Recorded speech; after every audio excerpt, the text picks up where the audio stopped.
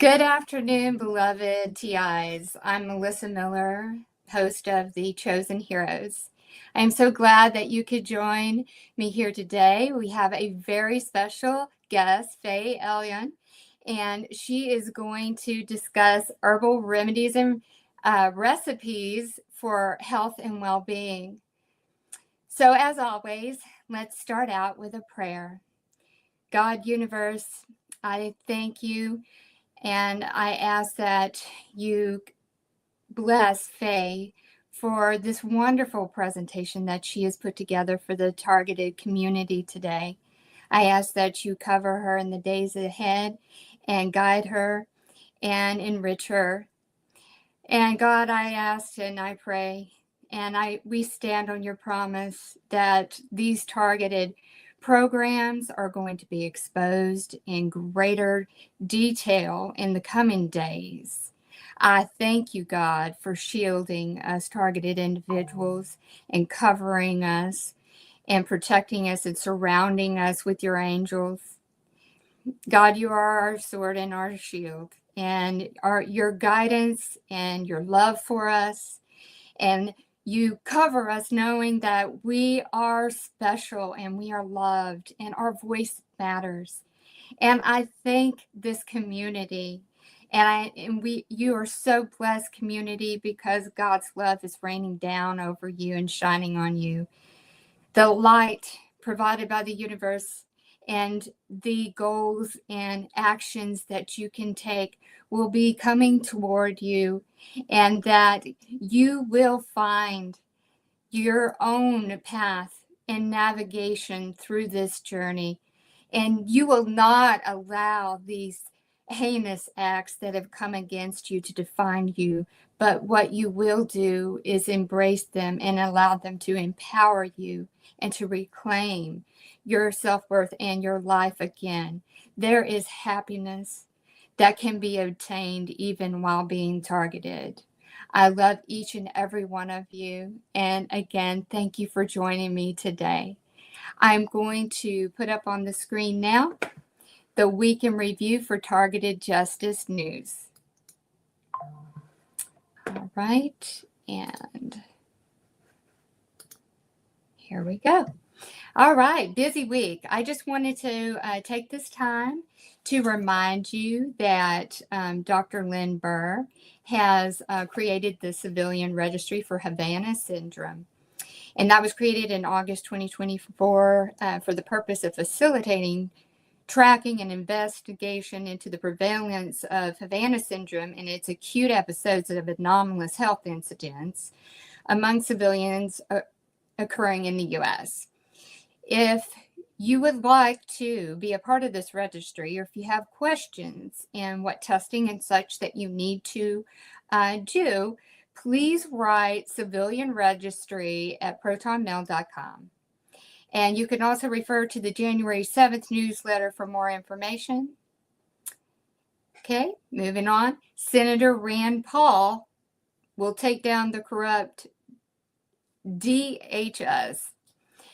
He states the DHS has spent billions illegally surveilling, monitoring social media, and labeling innocent citizens as domestic terrorists. For more information, please refer to today's post on Substack for Targeted Justice. We all know too well what being labeled a domestic terrorist is about, and we know that we're not. So finally, we could take this as the universe delivering more exposure on these injustices being done covertly against citizens around the world. Please download Targeted Justice flyers. They can be obtained for download on the website for Targeted Justice. Print them out, keep them with you, hand them out. There is a really good one for V2K that just came out. Please download that. Even if you download it and you share it on your social media, that counts too. So that leads into, what did you do today to end your targeting? So please, please, please report and send a letter to President Trump copying J.D. Vance, Pam Bondi, and Leo Terrell. Example letter templates can be found on Targeted Justice Substack page. And please include a copy of those flyers that are downloadable with Targeted Justice. The Trump Organization address and the White House address is listed on the screen. Other ways that you can do to help with your own targeting is, again, share that content. Share your story out there. Morgellons syndrome, an indicator on whether or not you may have Morgellons is if you have colored fibers under your skin. So those colors can range from like blue, red. I think there's a few other colors out there. If you have those under your skin, then you have Morgellons. For more information and a free link to a movie that was made on Morgellons, and it features Joni Mitchell, singer-songwriter. She has Morgellons, and she shares her story within the movie. Refer to Targeted Justice Substack page for more information and the link to the movie. Targeted Justice is looking for international podcasters. If you're in India, UK, Canada, Australia, other countries as well. And if you're interested, write tjustice2 at proton.me. Put podcast in the subject line so that it stands out and so someone on the team can get back with you. There is a step-by-step guide on how to do podcasting. I have the link listed here. Targeted Justice is also looking for volunteers, translators, graphic artists, project work. If you want to participate in a very important project, you want to do research. Again, if you'd like to volunteer, email tjustice2 at proton.me. In the subject line, put volunteer. We have to continue spreading our awareness by, sharing Targeted Justice's articles. Those are great to share on social media. This is how you can do your part. And also with sharing your story. And also for your own health and well-being, by being out on social media and looking at all the other people that are targeted just as you and I are. And it becomes very uplifting and supportive as a community. So please post on social media. And as always, if you can subscribe to Targeted Justice newsletter, please do so. And we are walking billboards if you would be interested in purchasing a Targeted Justice t-shirt that has the website. All right. So I'm going to get to my other screen here. So now we're going to get into our guest speaker today, Faye Elyon, who is going to talk to us about herbal remedies and recipes for health and well-being.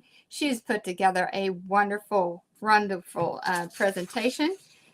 Let me go ahead and add her to the screen. Hi, Faye. Thank you so much for joining us today. So I'm going to give them a little summary, a bio for you. So Faye, who is also a targeted individual and has an associate of arts degree, she's been on a lifelong journey when it comes to health. She was chronically sick as a child. Hormonal issues, digestive, weight gain, weight resistance, eating minimal and still gaining weight. I can relate. The same thing happened to me early on. Low energy. This was a battle which led her on a journey, and it was very depressing because, not getting answers, nothing seemed to help. Doctors seemed to make things worse, and she could not find any relief. Like I said, she went to many doctors who did not assist and misdiagnosed her. She decided to take on researching ways to reverse engineer the health symptoms she was experiencing. She knows what she knows today by researching and learning on her own. She had to diagnose and reverse her gallbladder and endocrine issues. Faye fought the proverbial mountain and is alive today because of her tenacity and will to keep moving forward. Over the past 5 years, Faye has been able to turn around the majority of her health symptoms and conditions through her strong will to not give up and to find what worked for her. Not only was Faye fighting for her health, she was also battling being a targeted individual. Within the last year, she went from being homeless, living out of her car, to having a stable car and working again after nearly losing it all. Faye's experiences V2K and directed energy towards her daily. She is starting the process for creating her own business in the herb healthy eating industry. And she states flexibility is the key now for her as being a targeted individual. And Faye builds her health daily, even amongst the attacks. So, Faye, can you tell us when you realized you were a targeted individual? Well, unfortunately for me, I did not realize I was a target whatsoever until the V2K came live 24/7. And that was about a year and a half, 2 years ago. That's a pretty, once that sign comes along, you can't ignore it anymore. There's no Right. question that something Yes. is happening. Yes, for sure. And can you just tell us a little bit about your V2K and what kind of dialogue and, statements that are made against you? Sure. It's the usual 24/7 bully routine where it nitpicks everything that you do. Its favorite words are loser, homeless woman. It's hoping to make me homeless again. In the beginning, it liked to call me a fat bitch a lot. Just a lot of pretty much any evil word, retard, all day, every day. I can relate. They took that same angle, and I think they do that with a lot of people. The way that I like to look at it is, and what I've analyzed and gathered is, they want to prey upon any vulnerabilities that or perceived, insecurities that an individual may have and gaslight them with Yeah. it's all part about the mental torment and trying to tear down and destroy the self-worth of someone as an individual and disempower them and to make them feel unworthy and lesser than, which is it's just all lies. It's a game. It's a game. It does. It does seem to be a campaign to just destroy your soul by repeating on a loop anything that triggers you over and over and over. Exactly. And what we must do as targeted individuals is to recognize these triggers. And then for our own self-healing, we got to disconnect from that negative self-talk and dialogue and how we view ourselves and start seeing ourselves and the beauty that we are. Every single person is unique and has their own gifts. So we have to reclaim that and we need to embrace it. And then we need to start seeing ourselves differently. And our inner critic and our inner dialogue needs to turn to positive, because that is what counters this negativity that comes against us through the V2K. Yeah, without self-love and forgiveness, you're pretty much stuck 24/7 in a very bad space inside of your heart, and that will make you sick. Yes. I know you've preached a lot about different healing modalities on this channel, and the nocebo effect is very real. You can Google it. Yes. All you have to do is focus on that negativity, and it will come.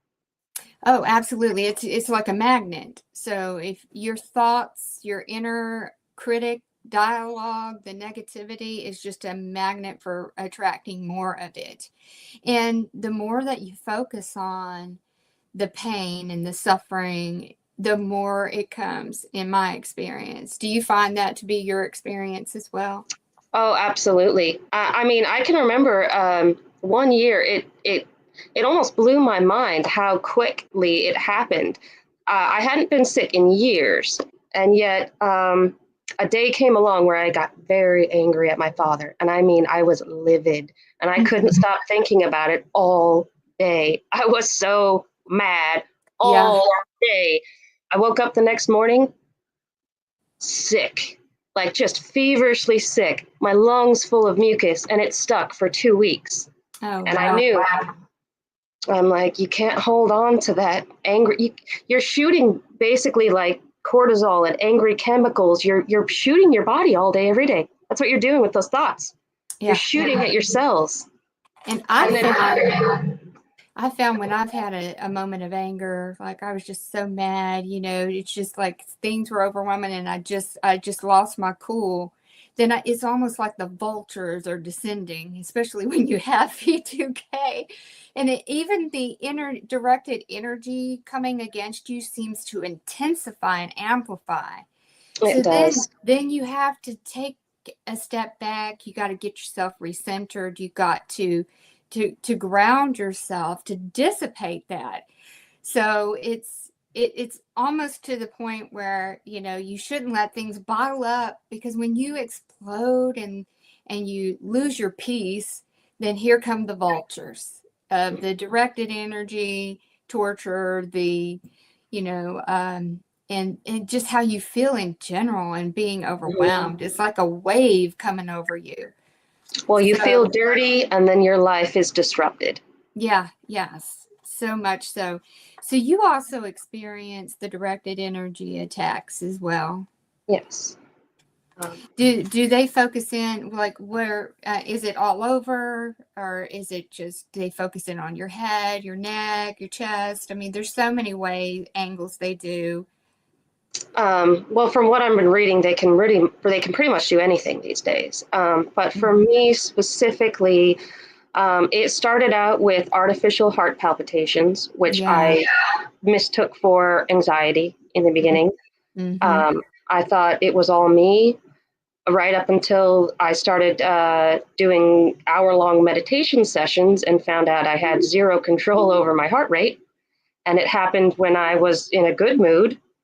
And then I'm like, okay, something else is going on here. I Yeah. started seeing a cardiologist, got all the blood work done.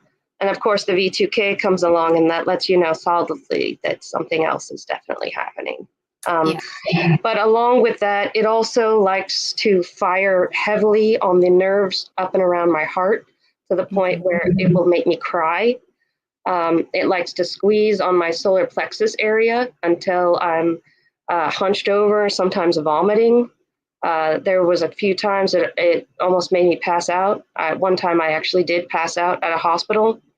I went to go do my stress test, and they squoze, whatever it did, it squoze on my solar plexus really hard, and it drained all the blood from me, and I collapsed to the floor, and woke up vomiting.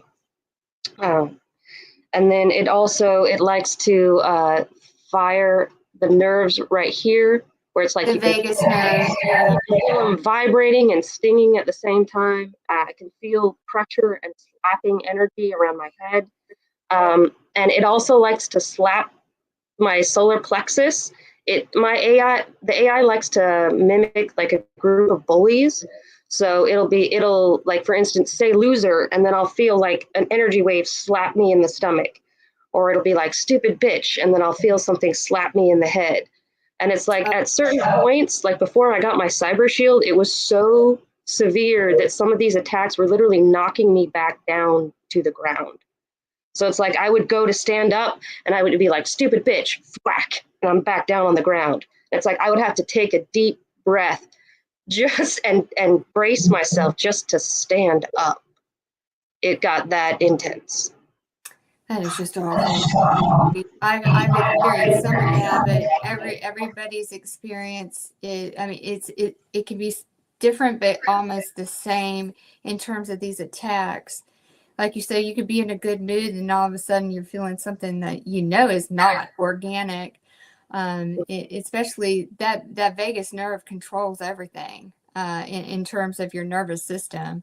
And then I have the V2K and the directed energy attacks as well. So you're just so strong and courageous. And I know that TIs listening to your story today will be so encouraged, because it may seem like things can't get better, but it will get better. And it's just by your own sure will that you just continue to move in the opposite direction of what these attackers want you to do, which is that opposite direction is empowering yourself and reclaiming your health and taking those necessary, steps to not stay in that darkened hole and not want to come out and isolate yourself. So, because they want you to think that your life is over and that there's nothing you can do. And 2 years ago, that's exactly what I thought. I thought my life was over and there was nothing I could do. I thought I'm either going to spend the rest of my life with a group of invisible bullies inside of my head that nobody else can see, slowly beating me to death, or, the awful alternative that we don't want to speak of. I thought those were my two alternatives 2 years ago. But slowly I'm starting to learn that I can heal. It doesn't matter what it does to me. I can mitigate the damage, whether it's being extra nice to the people around me or being extra, feeding my body with extra love and nutrition, or, just there's little steps that we can take. Absolutely. Before we joined, you were telling me about the different segments of your life and how it was. Can you go into that? Because it was so beautifully articulated. I would love the community to hear about it. Yeah. I mean, I a lot of people, I kind of want to briefly mention that Bible verse that talks about my people die from lack of knowledge. We don't realize just how different something is until we experience it firsthand. And I know that as a person who grew up on the standard American diet, I heard a lot of people tout for a lot of years the benefits of healthy eating, but you really don't think much of it until you physically experience the difference. When I was finally able to walk out a whole foods plant-based lifestyle, I went from drinking coffee and energy drinks all day and still being tired to literally like prancing around the grocery store hyper. And I'm like, I've never been hyper in my life. Never. And that was just from cooking whole foods. And the thing about being a TI is that it's the same thing. A lot of people, they tend to see their lives in just these two segments, before TI, after TI. And they think, well, there's really nothing I can do because I can't change the fact that I'm a TI. I can't make them stop. So I can't make these health conditions or pain any better. But it's the same truism before being a TI as it is after being a TI. Just as you can make your health go from okay to great before being a TI, you can make your health go from bad to less severe to maybe good as you incrementally work on your health. So like for me, for instance, before becoming a TI, I had gotten my energy levels up to where I could physically go for like 14, 16 hours a day. And that was awesome. And then after I became a TI, I slipped. I got back on the processed foods. I was too tired. I was in too much pain. And I got back to the point where I could only maybe get out of bed for 4 hours a day, maybe 6 if I was lucky. But then I reclaimed my health. I started integrating my whole foods and plant-based medicine again. And now I can be more productive again. I can work 8, 9, 10 hours without collapsing. So I might not be I might not be the fullest version I could be as a non-TI, right? I might not be able to go 24/7 zooming and rock climbing like a non-TI could. But I'm more functional today than I was a year ago simply from eating healthier and living a healthier lifestyle. I can do more, I'm less sick, more energy, I have more tolerance from the stress. Like I can joke back at my AI sometimes, you know, Yeah. have that mental endurance. Yes, it's when there is so many chemicals and toxins in the food that is so easily accessible. And the more commercialized it is, the more poisons there are in it, from what I can observe. And you really have to be cognizant about reading the labels. And a lot of these chemicals that are in of course, the processed foods and the easily attainable foods, they have a lot of neurotransmitter disruptors in them. They cause inflammation. They cause uh, insulin resistance and weight resistance. And you have to be very careful about knowing what those inflammatories are. So I covered that in one of my episodes. I know it was a lot, but it really is.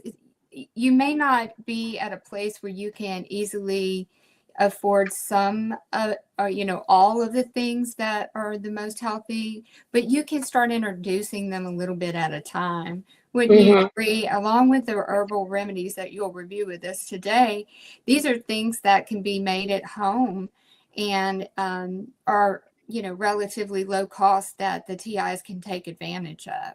Right. And sometimes it's just a matter of just one smarter purchasing decision at a time. Like for Yes. me, I struggled with depression for a lot of years and I was shocked, angry, and I was livid when I found out that my favorite peppers, my Metzetta yellow peppers that I ate all the time by the handfuls, yellow dye number 5 in it, causes depression. I'm like, are you kidding me? I was eating myself into a depression with my yellow peppers too. Oh no. Sometimes, if that's all you have to do is just, I'm going to buy this pepper instead of that pepper today. Mm-hmm. If that's the only thing you can do that today. Little steps. Yeah, baby steps. You don't have to conquer the whole mountain. You can just take it one step at a time.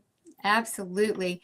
So, if what would you give to TIs as advice that are suffering that day-to-day battle?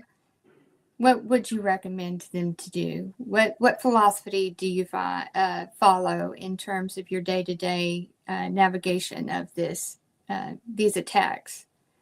You mean like mental philosophy? Yeah, more mentally, because I think, of course, most of what comes against us with these attacks is mental and neurological. But how do you shield yourself from the day to day in terms of, knowing that these attacks are going to be there and navigating through them? I would say that my two greatest things that I cling to.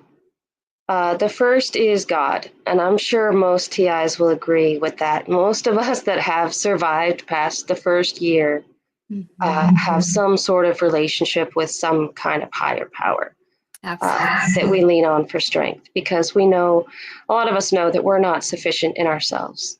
And if I hadn't prayed my way through this entire thing, I know I would not be alive. So Amen. I have to first and foremost give credit to God because there's a couple of times that I'm pretty sure we'll all be looking at in Judgment Day, and God will be pointing to that moment in time and say, "Look, I saved you right there. That was Yeah. not you at all." I feel the same.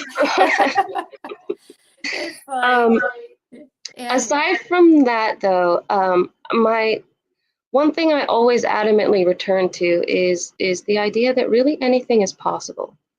that's That's right. what I always keep circling back to. Every dead end I hit, I have to remember that that that solutions are possible. Hopelessness is at the end of the day a result of thinking that there's nothing we can do.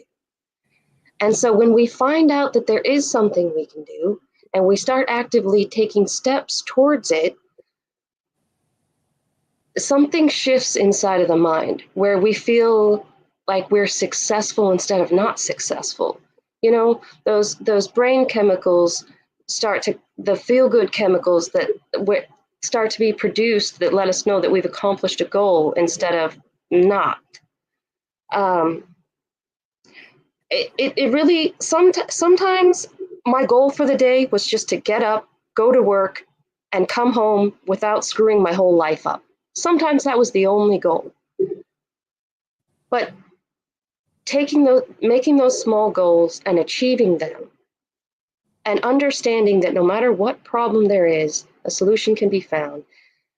That's what's held it together. Like, just go back to the old story in the Bible where they had the army that walked in circles around the walls with the trumpets to make the walls come down. Back in those days, how many ancients would have understood that it was possible? They looked at these big walls and they're like, wow, there's no way. How many of those small minds, small uneducated minds, could have understood that sound waves can be amplified to the point where it could rupture physical matter? How many of them understood the law to that degree? Not many. But they just had to have the faith to do what they were told to do, to go and blow their trumpets, and those walls came down. Yes. We might feel like this is an impossible situation, like this is an impossible wall that we just can't get past.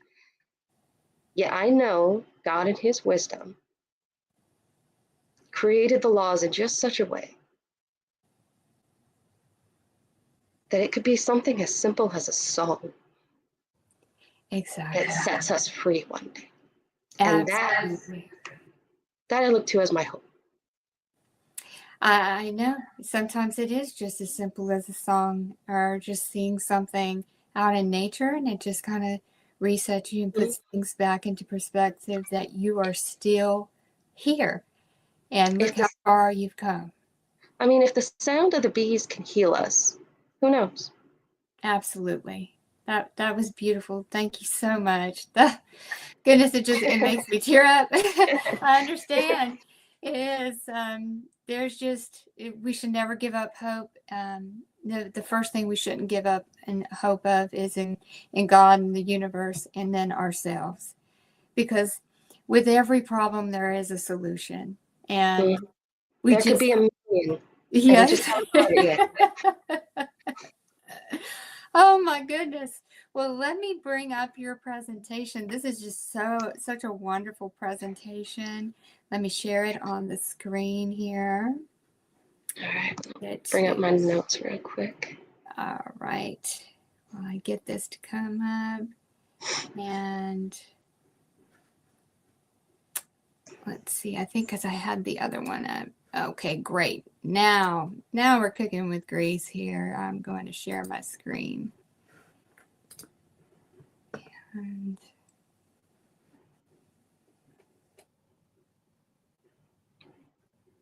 I think there it is. PowerPoint 2. Got it. There we go. All right. You see it on the screen. Let's see. Now I just have to add it to the stage. There we go. Let me go back to my other screen so I can hit play on it. Okay. There we go.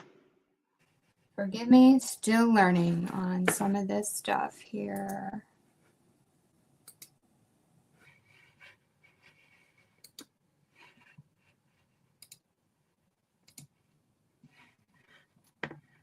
All right, I might have to take it off the stage and share it again. Hold on just a second. Okay. Let's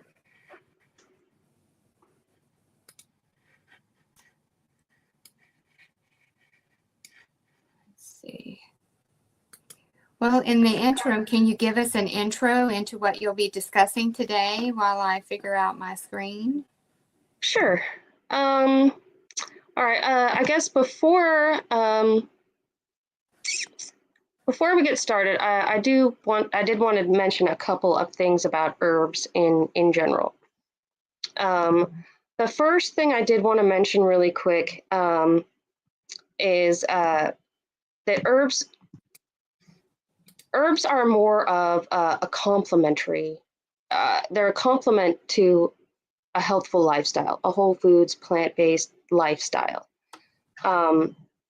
If people are living a basically unhealthy lifestyle, like say somebody's having issues with sleep, for example, but they're not getting enough sunlight. They're spending too much time in front of their computer.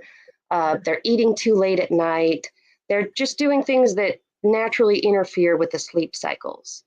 Drinking a cup of, say, passion flower tea, it's only going to go so far.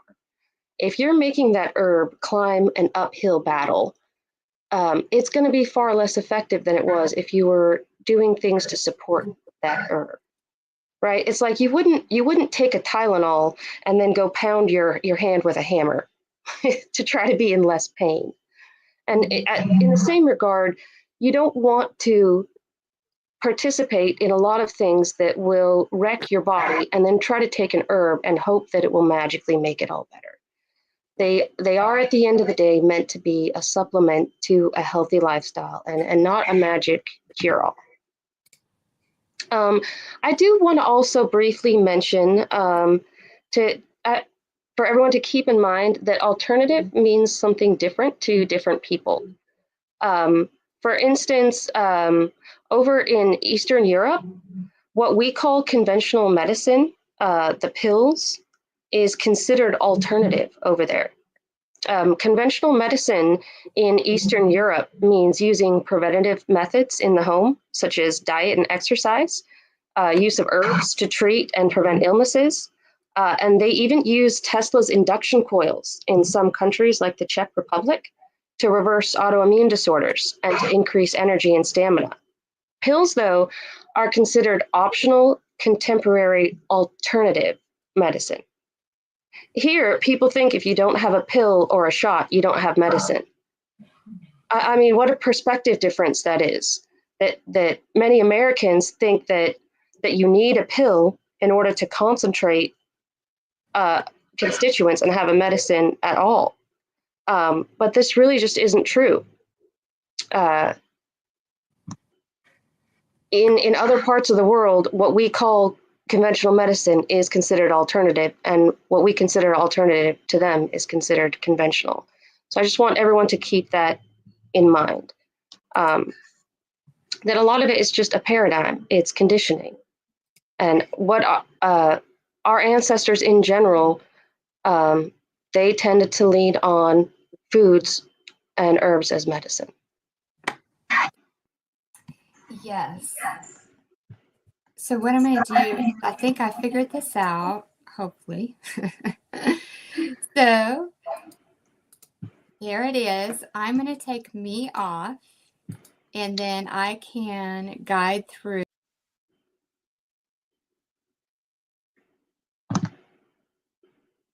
Oh, I think I lost you.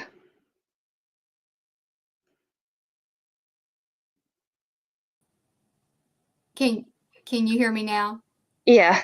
Okay. I guess I need to stay on the stage. Okay.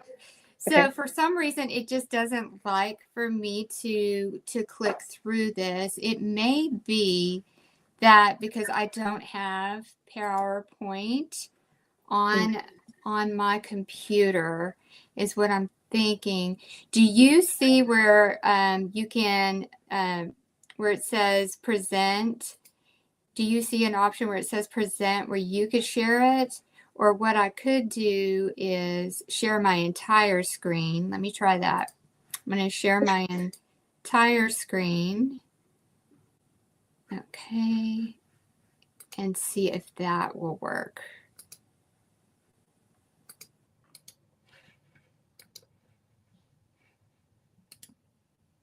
Okay, great. So that means I can go back to this. I think we got it.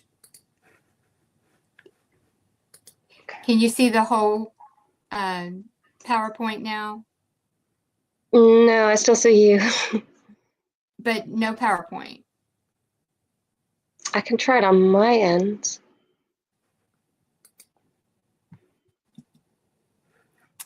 Let's see. Oh, I didn't add it. There we go. Got it.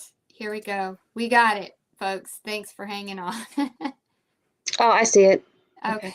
Now I'm going to hit play. Okay. There it Here is. we go. Okay. Okay. Cool. So really quick, I do have to officially disclaimer that I am not licensed in the state in the field of medicine. I am an aspiring herbalist who has been practicing actively for the last 5 years now.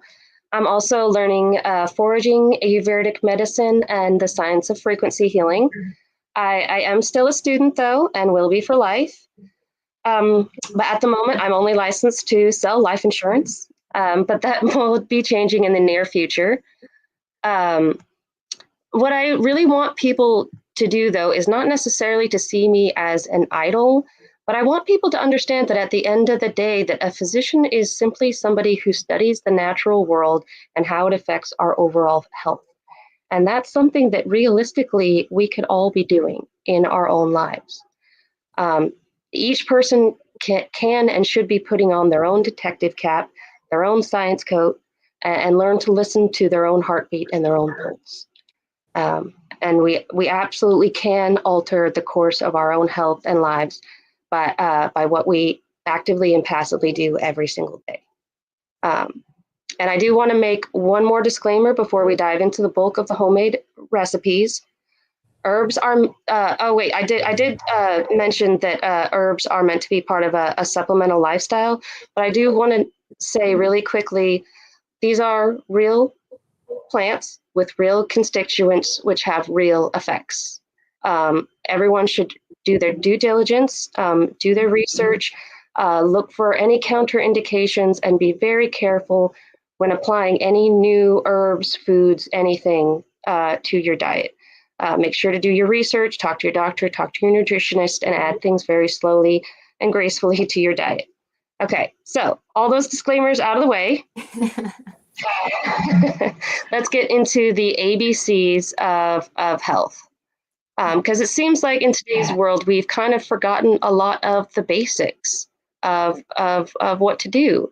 I mean, a lot of us, if we were lost in the woods and we cut our finger, we wouldn't necessarily even know what to do to prevent an infection. All right, so first things first. So let's first tackle that seasonal monster that comes at us every so many months. We call it the cold, the flu, COVID. It has lots of names, but roughly the same set of symptoms: stuffy, runny nose, congestion in the airways due to mucus, cough, occasional fevers, aches and pains, etc. These are generally understood to come from a viral overload in the body. However, funnily enough, we're not actually conditioned here in America to reach for an antiviral to treat a viral overload in the body. Most Americans, when they get a cold or a flu, what do they generally reach for? Maybe NyQuil, Dayquil, Mucinex. Well, what's in NyQuil? It isn't actually antiviral. If you take a look at the ingredients, it's got acetaminophen, which is a pain reliever, dextromethorphan, which is a cough suppressant, phenylephrine, which is a nasal decongestion, and doxylamine succinate, which is an antihistamine. None of those are antiviral. Those are all symptom treatment, right? Just perpetuating the symptoms because it's not really getting to the root. But if you look at Europeans, they still know when they get sick to reach for elderberry, right, which is a time-tested, powerful antiviral. This last winter, when I was feeling really tired and overworked, and I started feeling all the symptoms coming on, the AI kept beating me with energy wave after energy wave, trying to make me sick when I felt the symptoms coming on. And so But my problem is there's nobody to catch me. I don't have a husband. I don't have family. I'm not on disability. If I don't work, I don't make rent. I'm back on the streets. So I army crawled my way over to my pot and I made me a huge batch of elderberry tea. And I sipped on that all day long. And I went from pre-feverish at the beginning of the day to basically symptom-free by the end of the day. And I was able to work through the whole week without even one day off from this tea. It has a blend.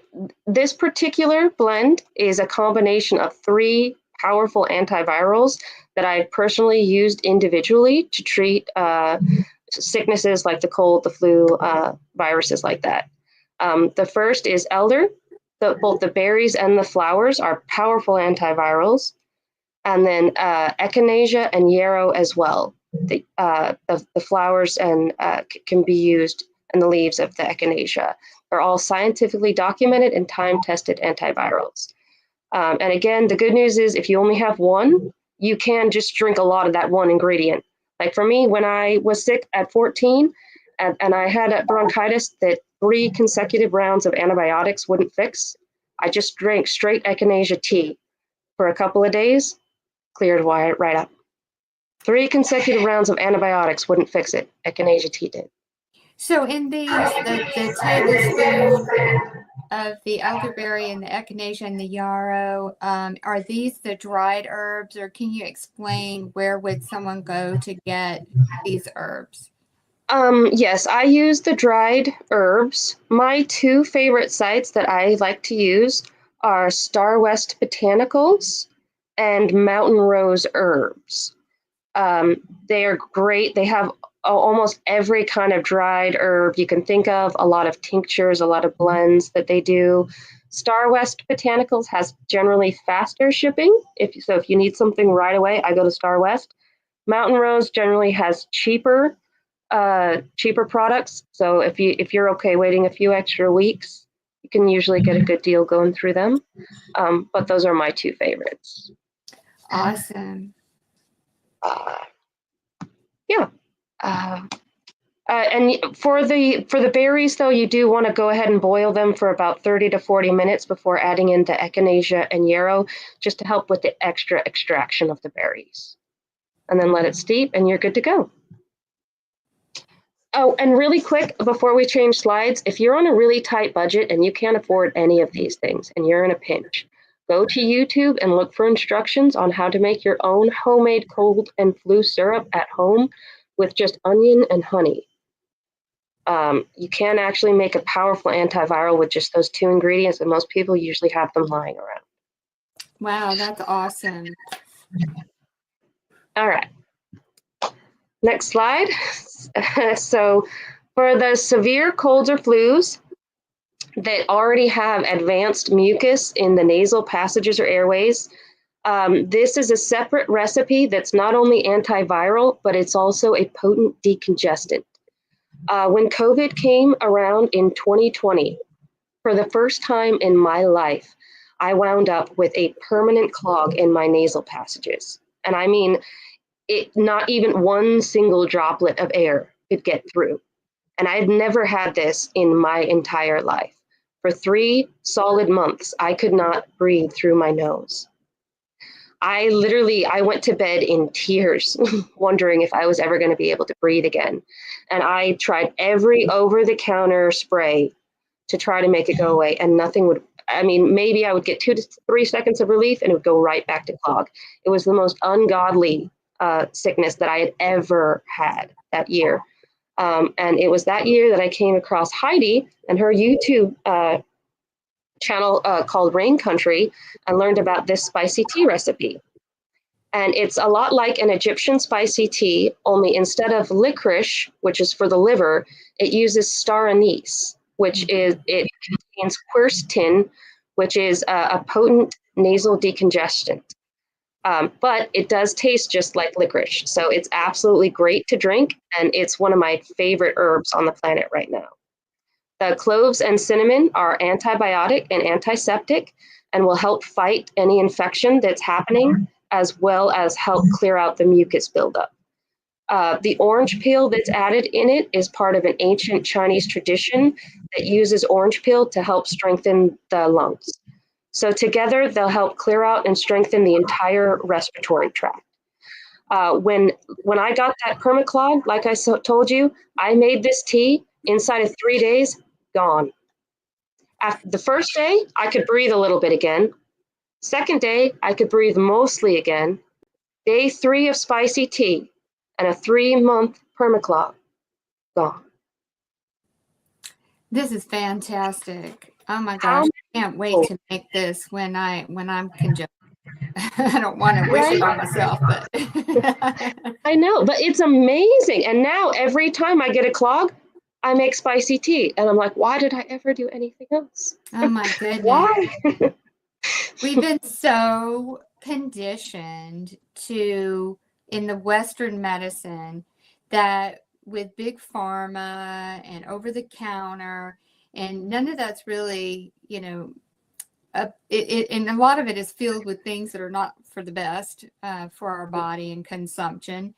But we've just been so conditioned because of, oh, you have to go to the doctor. You have to, but no, there was nobody going to the doctor, in the beginning of time, right? There was no doctors, and they leveraged the herbs and what was given by God on planet Earth to build out the remedies and as medicines from the herbs.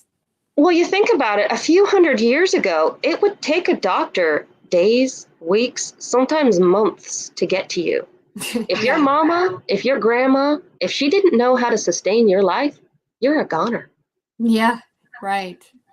And in these times, I think it's very, very important, especially for the TI community, to go this route, this holistic, because you know exactly what's in it. You made it, and it's going to enrich and nourish your body in ways that these pharmaceuticals and over-the-counter stuff will not.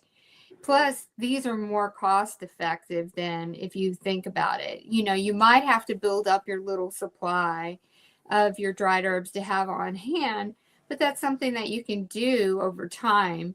And like Faye has said, you don't have to have all 3 things, for the antibiotic, the antiviral on hand, that one of those 3 are still going to get you where you need to go. You're going in the right direction.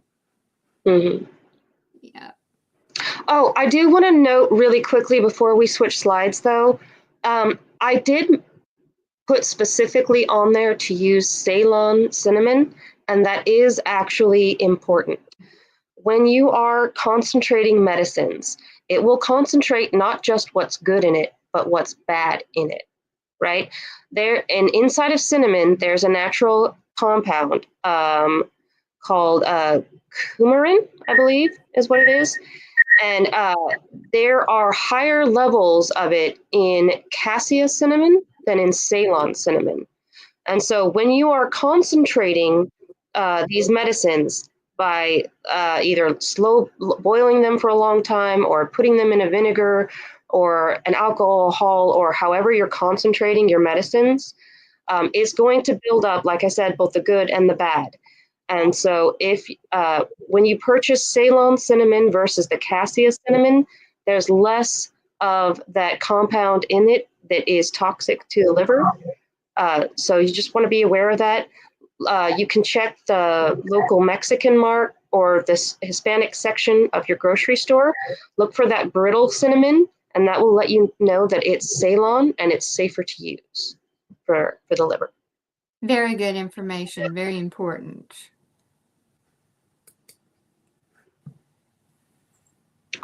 Okay, so mouthwash section. All right, so on this slide, I wanted to take a second to single out clove, just because it is so super hyper medicinal, right? I don't know if any of you guys out there have seen the movie My Big Fat Greek Wedding, where the father thought that the solution to everything was Windex. Well, I feel the exact same way about cloves. I'm like, what's wrong with you? Cloves. Oh, you got a problem? Cloves. Oh, there's a spot on the wall? Cloves. I use cloves I have a jar of clove tea that I keep in the fridge at all times, and I'll use it after I brush my teeth, if I cut my finger, if I see mold growing in the fridge. Like it's my panacea. Cloves are antibacterial, antimicrobial, antifungal, antiparasitic, antiseptic, analgesic, and more. Like Wow. you could study cloves all day and still not know all about cloves. But for this segment, in India, it's not an uncommon practice. It's actually unusual in India for them to get cavities. And the reason for this is because they have a tradition of taking whole cloves and chewing on them after a meal in the same way that Americans would chew on a mint. Well, unlike the mint, that clove is going through and it's killing all the bad bacterial and all the bad microbes in your mouth, while supporting the good bacteria. And so what it does is it ends up leaving you with fresh breath, and while also being a cavity preventative. Wow. Or if you don't want to chew on it, you could do what I do and make a decoction out of it and just do a rinse with it after you're done brushing your teeth. It'll give you that stinging Listerine-like feeling, like because you can feel it killing off the bad bacteria. But then after that, you got fresh breath, and you might never have to have a cavity removed ever again. Like I never go to the dentist. I just clove. Wow, I need to go buy a bucket because I have all kinds of problems. And if one does happen to pop up, you can do spot treatment as well with tea tree oil. Cavities need moisture to survive. So what you can do if you end up with stuff in your mouth, you can spot treat with tea tree oil and then make sure to leave it open a little bit, get some airflow in there, dry it out, and follow up with a clove rinse. Like I said, I never go to the dentist. I don't need to anymore. Oh, wow. I'll definitely take advantage of this. That is fantastic. Okay, so another herb that's worthy of its own whole slide is oregano. Here in America, we tend to simply think of oregano as a yummy spice that we use to make spaghettis and pizzas, but it's actually one of the most honored herbs of all time. Due to its variety of uses, oregano has earned itself the nickname of King of the Herbs. It is so famous that oil of oregano is well known even amongst those who traditionally practice allopathic medicine. And that's because of the immediacy and almost guarantee of its effectiveness. A couple of years back, my dog got a wound that became infected from a tick bite that I didn't notice, unfortunately, until it became severe. It's a long story why, but by the time I noticed, there was already pus that had set in. It was already pink. It was already inflamed, raised skin. Like he had a very clear infection on his paw. And so I immediately I whip out my oil of oregano.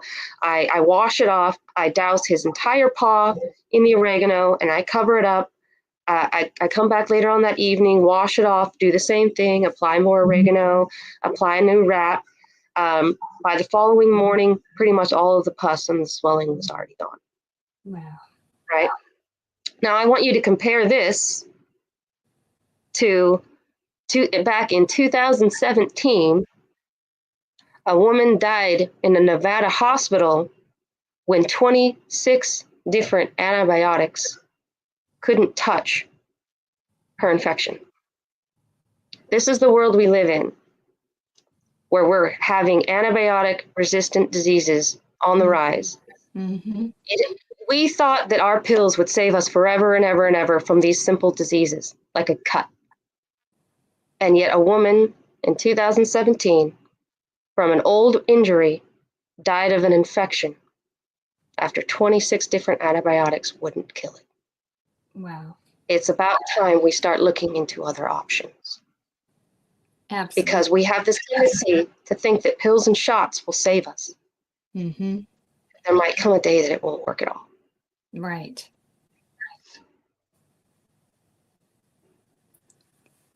So this is where Oh, you have to take the dried oregano leaves and put it in a small mason jar. So right, and then you fill sorry, the audio cut out for a second. I didn't catch that question.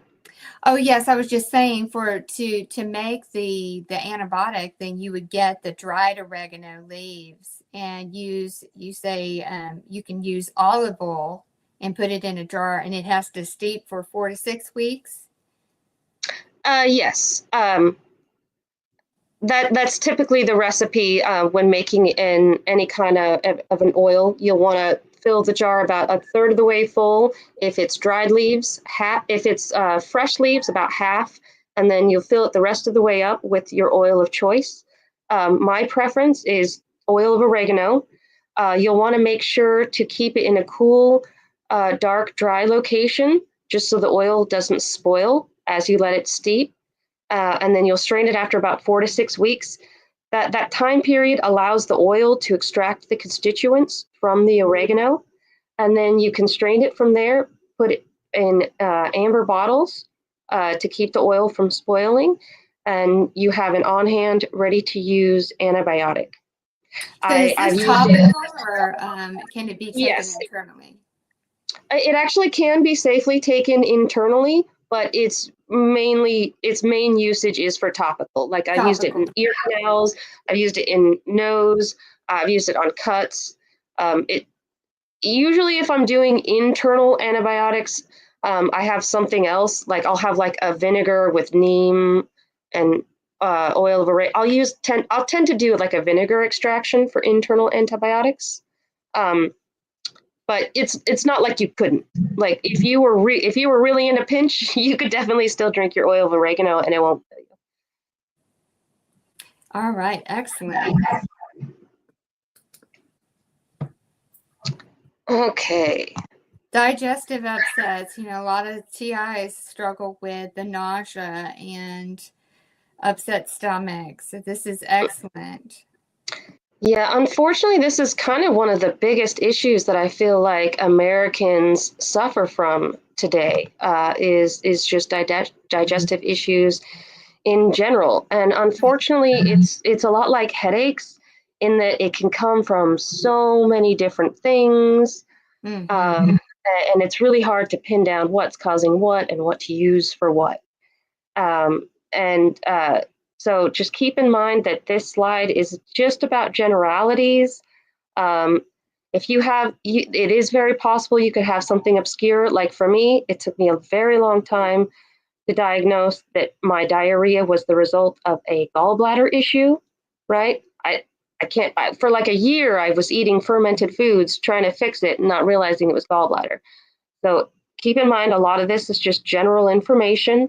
Um, but one time-tested herb, again and again, that has been used throughout the centuries for digestive issues across the board is ginger.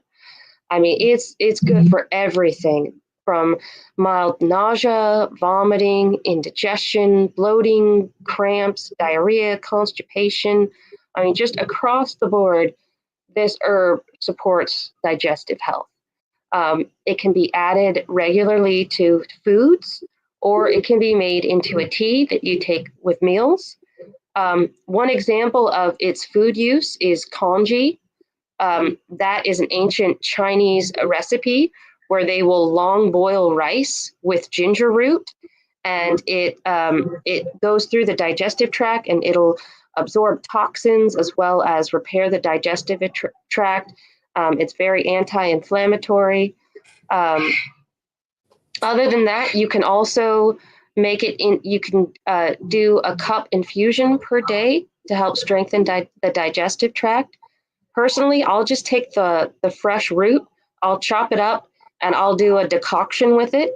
I'll do about a tablespoon per 3 cups, and boil it down for about an hour, and then I've got a very fresh, strong digestive tea. Just great across the board in general. Think of it as like Mother Nature's Pepto-Bismol. Yeah. Like, what's wrong with your tummy? I don't know, Pepto-Bismol.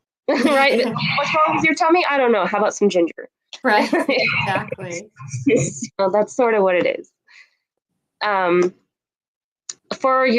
If you need some Tums, this is where your lemon comes in.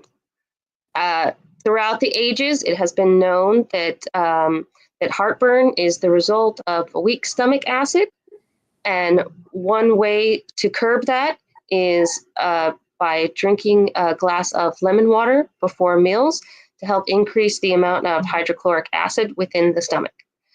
And also stop eating before bedtime. We are ruining our digestive tracts. And if that still doesn't help, do a few push-ups every single morning. Barbara O'Neill says that if you want to strengthen your pyloric sphincter, strengthen your core. So instead of Tums, do push-ups and have a glass of lemon water before your meal. Very good advice. I love it. And for chronic diarrhea and constipation, you can utilize, if you've done all the dietary steps already, if you've done all the ABCs, all the basic steps, and you're still struggling, one really great, powerful digestive herb is slippery elm bark. And you can take this powder, mix it with just a little bit of water, and use that paste, and it helps, again, with across-the-board stuff. So again, you might be suffering from something specific, but these are generic remedies that help with general complaints over time. It has a restorative effect because it's a mucilage on the digestive tract over time. And it's just something you add daily, and it will support and slowly strengthen the digestive tract. Does this, I wonder if it helps with leaky gut syndrome. A lot of times with a bunch of toxins and such, there can be little rips and tears in the digestive tract. I'm wondering if that would help strengthen. It is supposed to help with it. Mm-hmm. That's excellent. I had forgotten about slippery elm. I was familiar with it years back, but this is a great reminder. It's one of every herbalist has their like pantry, sort of like how most people have their medicine cupboard, right? Mm-hmm. Slippery elm is one of my medicine cupboard herbs. And again, that one is like the dried herb, and you just make it with a paste with some water. Yeah, I keep it as a dried powder, and then in a pinch when I need it, you just add a little bit of water to it, and you make it into a paste, and you can consume it like that. Like a tablespoon or a teaspoon? Mm-hmm. And then just really quick before we end the topic on the gut, a lot of Americans, we tend to wreck our microbiome with our antibiotics. And unfortunately, like I said, a lot of these GI problems they're diet related. And one of the major things that we took out of our diet is fermented foods. Right. These fermented foods, they're sometimes the only places we can get certain vitamins, like vitamin K2. I'm not even sure you can get that aside from fermented foods. B12 is another important one that we should be getting from our fermented foods. It's really one of the most powerful and important things we can do to support our digestive tract. And if you can only pick one, sauerkraut is recommended over and over and over and over and over by every nutritionist out there.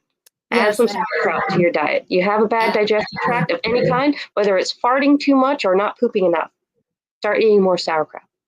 Yes, I've heard nothing but, repeat on the fermented foods, and sauerkraut being that number one. Isn't it, how do you pronounce it? Kimchi? Yeah, kimchi, another one of my favorites. Mm-hmm. I love it.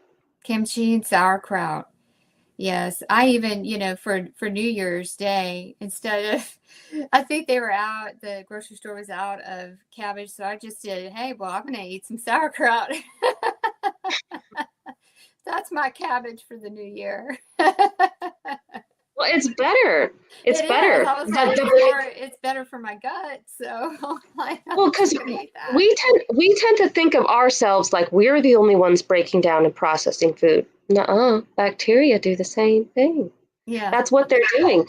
They're breaking it apart and concentrating it and they're Your actually body making it doesn't have into to medicine. work so hard. These things work with you, for you. Well, a lot of people, we tend to think of ourselves as just one thing. We're not actually one thing. We're made up of trillions upon trillions upon trillions of bacteria and living cells, right? Yes. We are bacteria. Right. When you take bacteria, you're killing yourself because you are bacteria. There's just so much that constitutes us, right? There's just so much. You have to have balance, and otherwise you're flipping the scale in a direction that isn't good for you. All right. Okay. So on this slide, I want to touch briefly on detox. That's something that comes up a lot in the TI community.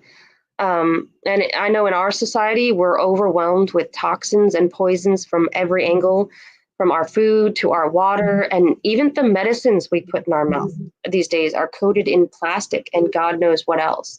And our livers and kidneys struggle to keep up with all these toxins that come at us from every direction. And as TIs as well, we're having to be hyper aware now of nanotechnology and all these other environmental toxins coming at us. Mm-hmm. And so there are a handful of time-tested and scientifically backed herbs that can help to cleanse the liver and the kidneys and to restore the body back to full function. Just please keep in mind, if any of them are not part of your current daily routine, each one does need to be looked into, researched for counterindications before added. But the best herbs out there for the liver and kidney include dandelion root, burdock root, chicory root, licorice root, and milk thistle seed. If you're looking to purge nanotechnology, milk thistle seed specifically came out as even better than cilantro for heavy metal chelation. And so I have personally been experimenting with a combination of milk thistle seed and garlic because both of those have been scientifically backed for as being really successful for heavy metal chelation, both the psilocybin in milk thistle seed and the allicin in garlic, and especially when combined. They have a very powerful effect. So personally, I will blend all those roots together and make a decoction using the ratio of about 1 teaspoon per cup of water. And all you need is about 1 cup per day. In the morning, I'll drink my cup in the morning when my body is still in fast mode. And again, I'll just generally make a big batch of it that I can sip on for the next 3 or 4 days, so I'm not in the kitchen making like a dozen different teas every day. And yeah, about 1 cup per day, liver detox. That is amazing, especially about the milk thistle seed. I've heard a lot of great things about milk thistle. Also, I'm a big advocate on garlic as well. So Yeah, if we were making the nanotech, the milk thistle seed and the garlic, is there a ratio that we need to as far as cups of water versus, so 1 teaspoon of it, one teaspoon of milk thistle seed and 1 teaspoon of garlic? Are you using? Technically, a medicinal dose of garlic is 3 cloves, but you can work your way up to that. You can start with a half a clove or a quarter clove. You can start off with whatever your body is able to handle, and then I'll do I do about a teaspoon per day because I add it. I make a blend of all of those roots together, and it amounts to about a teaspoon per day of the milk thistle seed decoction. And it's something that it's one of those things you want to add daily and sort of microdose to slowly purge the poisons from your system. Right. That's excellent. I've tried eating the raw garlic, and you really have to go slow and low on that. I'll tell you that. I was like, oh, I Yeah. love garlic. Let me just eat 2 cloves. And I was like, oh, but my system was like, I don't think you should have done that. Well, I think it makes the candida really angry because after about when you're first starting out, even 1 clove can make you nauseous in the beginning. Right, yeah, because I did the 2 one day, and it was, yeah, I was very nauseous. But like you said, candida, that makes the candida angry. But I did a candida purge, which I think, just being, TIs, I think we're, really susceptible to the fungal toxins, and, and parasitical, because that's all a part of, the what is coming against our body, and it's weakened immunity through attacks. So you have to build up your immunity with being, under attack so much. Hmm. We really do have to fight harder than most other people, Yes. just to have a level of normal. Right, exactly. But we can do it. I do think so. Okay. So on this next one, I wanted to talk about an anti-inflammatory that people can add into rotation. In general, your best line of defense when it comes to anti-inflammatories is diet, like I said before, things like berries, omega-3s found in chia seeds. But for long-term pain and injuries, and like as TIs in our case, where we can't necessarily avoid the external cause of the inflammation, there are certain safe and effective herbs that can be dosed daily.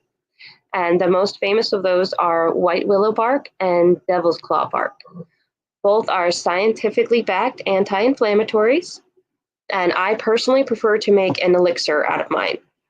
Now, what an elixir means is that the medicine is concentrated specifically with honey. Honey will not only concentrate the roots over time as it sits in it, but it's actually a preservative in and of itself. So it prevents the medicine from ever going bad once it's made. So this is great for anything that you need on demand for an emergency that you want to make sure is there, like pain, for instance. Um, you just make a batch and it will keep indefinitely. So in this case, you take a small mason jar, add about 3 tablespoons each of the white willow bark and devil's claw bark, and then add 1 cup of honey, stir thoroughly, and then let steep for about 4 to 6 weeks. The steeping process allows the constituents to be concentrated inside of the honey. And once that process is completed, you now have a replacement for aspirin that won't cause stomach ulcers the way that aspirin does. So how much would someone take if they do this? It varies, I guess, depending on the level of need, like any anti-inflammatory. For me personally, I microdose about a teaspoon per day. Mm-hmm. I have one of them small mason jars that I'll make at the top of the month, and then I'll just a small little spoonful of my honey in the morning to go with my other medicines, about a teaspoon per day.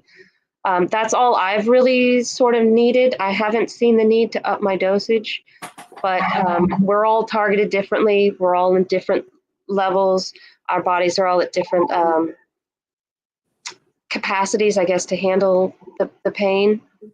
And it's something that everyone can kind of explore. It is relatively safe, but I would recommend starting small and just increasing over time as needed. This is wonderful.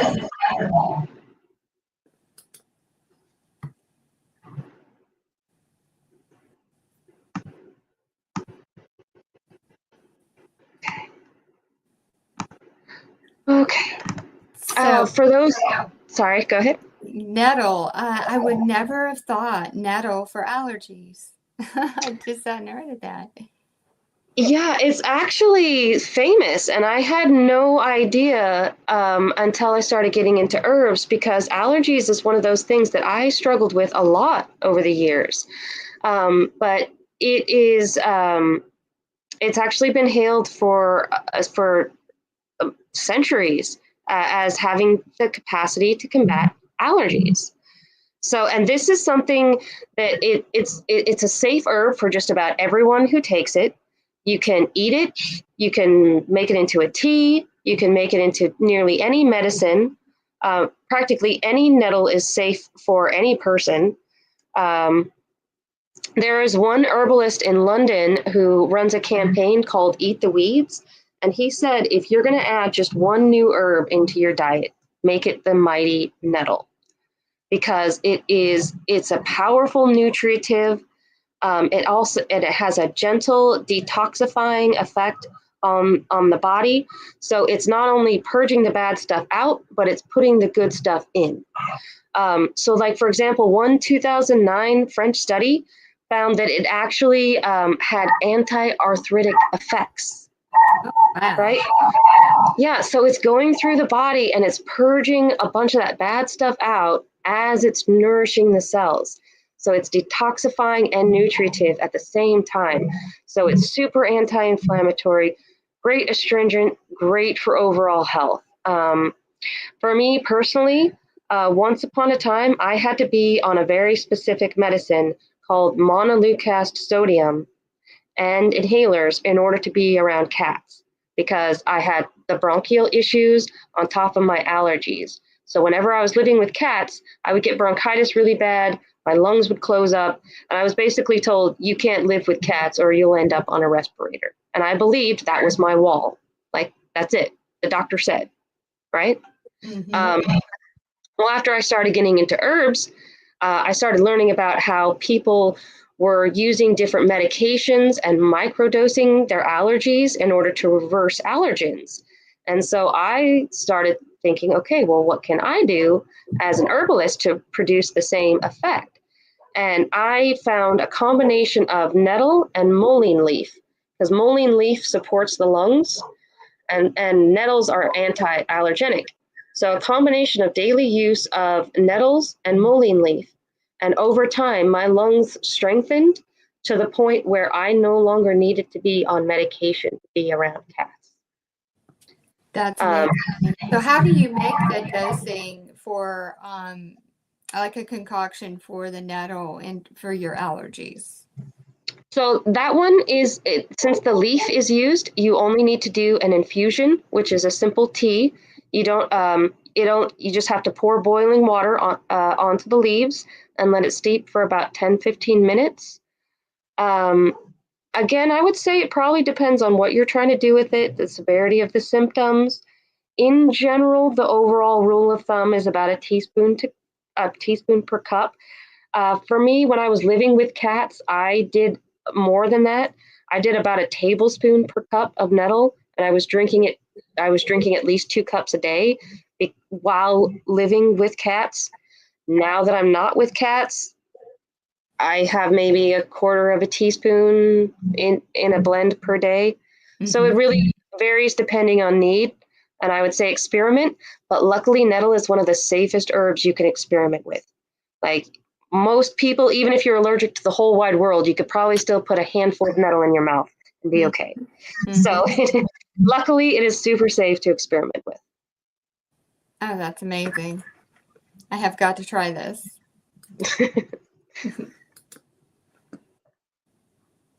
All right.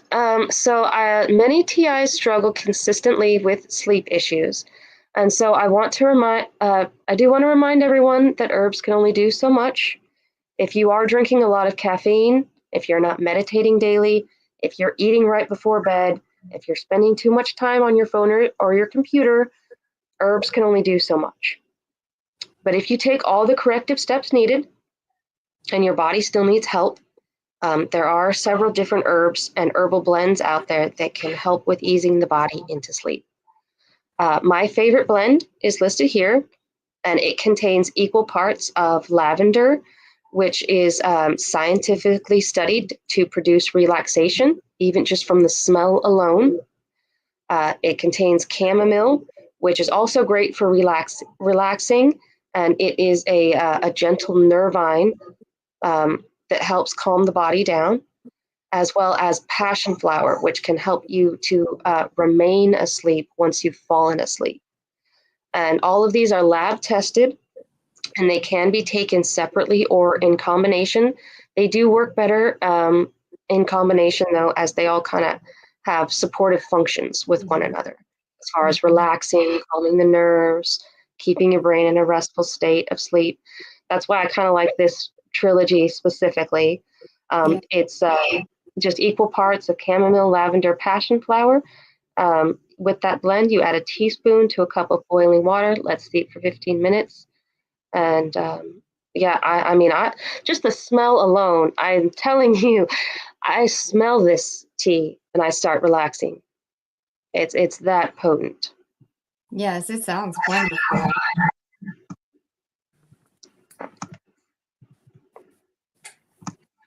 Now we're kind of getting, we're almost there, guys. I went a little bit longer than I expected to, but we're almost there. Very good stuff. And then I had that little techno glitch, but you're good. This is good stuff. Okay. So this is the last big one that I wanted to mention. This is this tea I drink religiously every single day. The difference between this and everything I've mentioned before is that you may not necessarily see immediate results, right? Like if you were to use the oil of oregano on a cut and you see the pus go away, right? You know that it works that day. This, when it comes to longevity and cellular health, it's something that you're not going to necessarily see in a day or a week or even a year. When it comes to longevity, it's often something that you don't really notice what you've done to yourself until the next decade, right? Like you feel the results of what you did in your 20s and your 30s. You feel the results of what you did in your 30s and your 40s. This longevity blend, you're not going to necessarily see the results right away, but you might just outlive your neighbors. So I wanted to go ahead and mention it anyways, even though you might not see the results right away, okay? The first three ingredients are part of what I found online. There was an investigative journalist, and he found this town in Greece where the occupants tended to outlive the other Greeks by an average of 10 years. And so he went in to investigate, well, why are they living so much longer? And he found out that instead of drinking coffee every morning, they drank a tea that consisted of rosemary, oregano, and peppermint every day. Well, the oregano is antibacterial, which we already mentioned.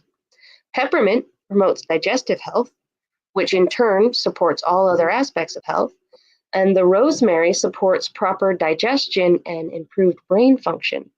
So these three together created a tea that added an average of 10 years to the life expectancy of the residents. I mean, is that not all the more reason to try it if you want to live even just one more year? I did because I'm a TI and because I'm a creative and I like to experiment. I went ahead and I edited and boosted the recipe just a little bit. In this recipe, I went ahead and added holy basil. And I added holy basil because it is a highly revered adaptogen. Revered, it is gentle but powerful. And adaptogens help with our stress response. They help prevent exhaustion. They help give us more money, more energy. So we can make money. Yeah, so we can make money. Translation.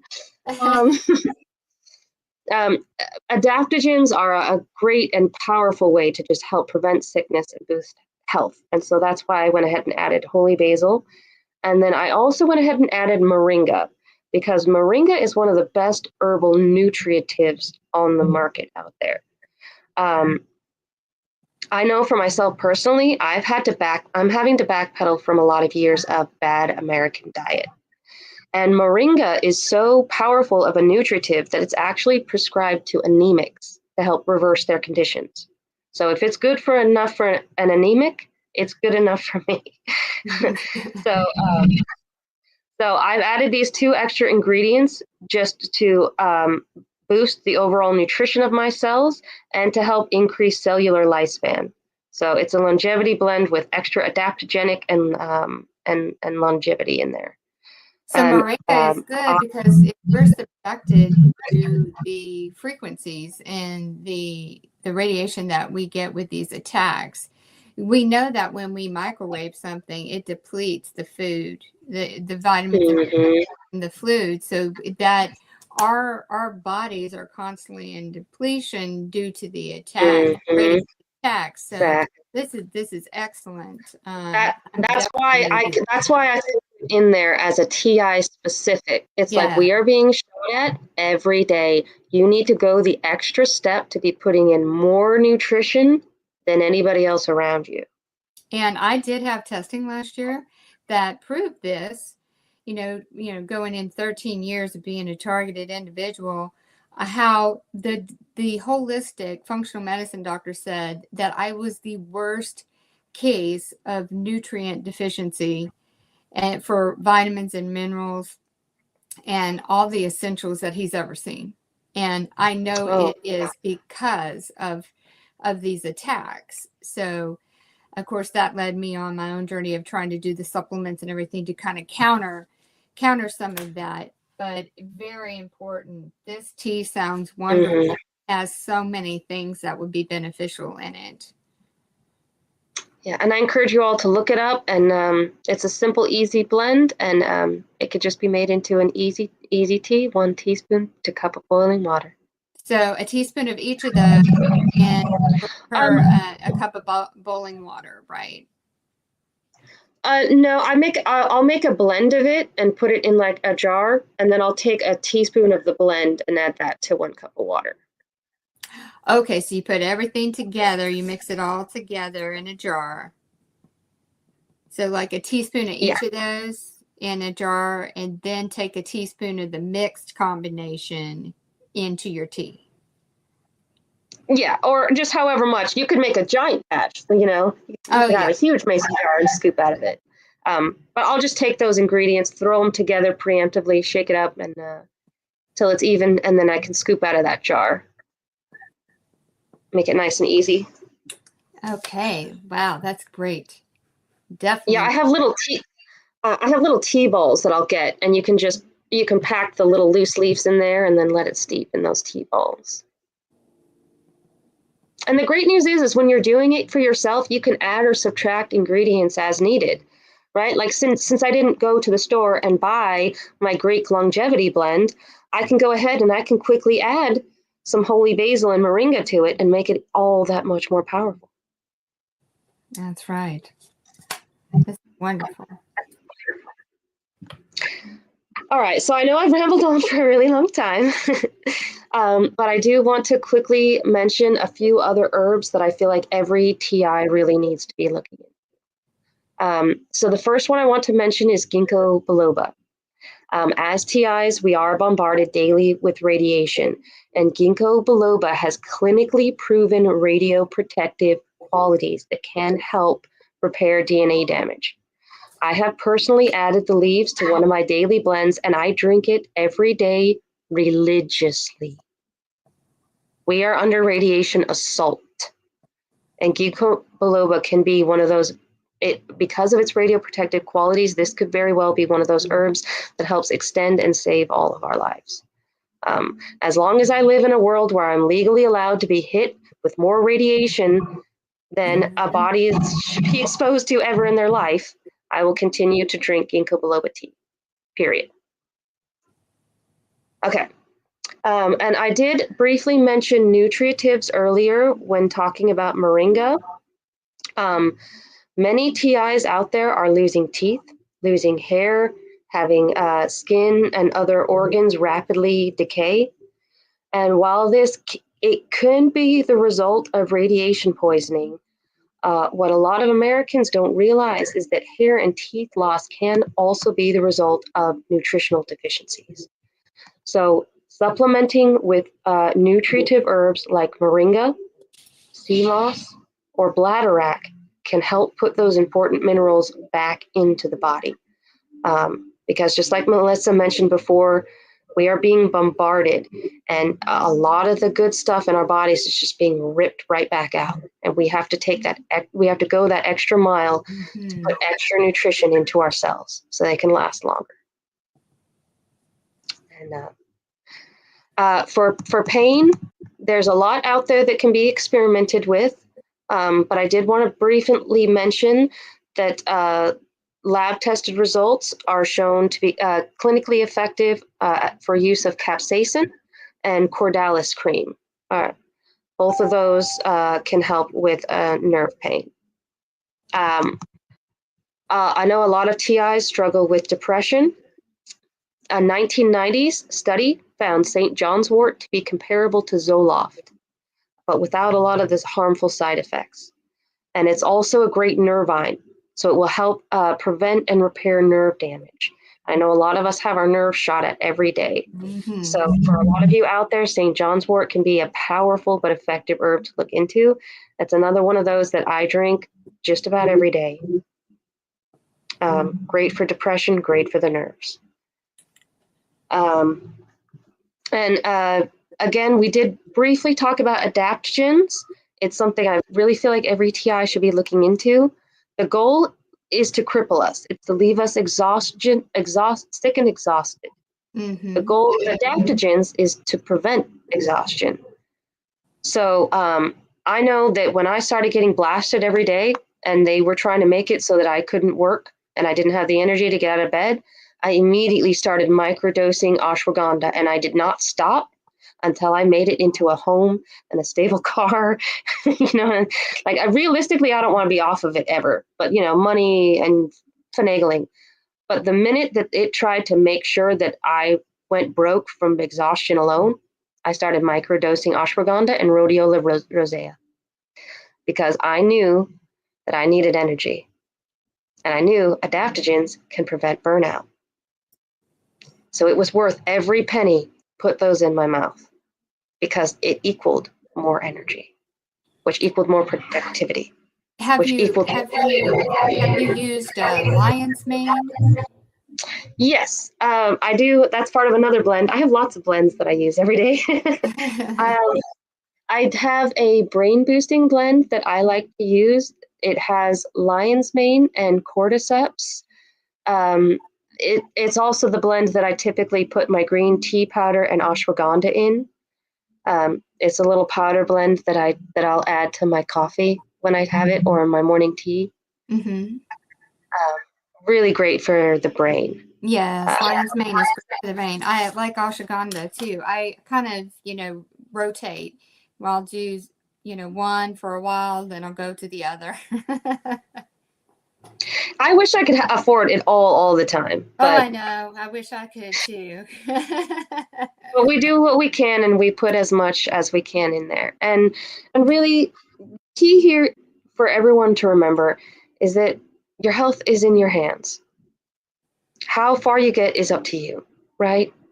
We may never be where we were physically before we were targeted, but I know from personal experience that we can all be doing more than we're doing right now.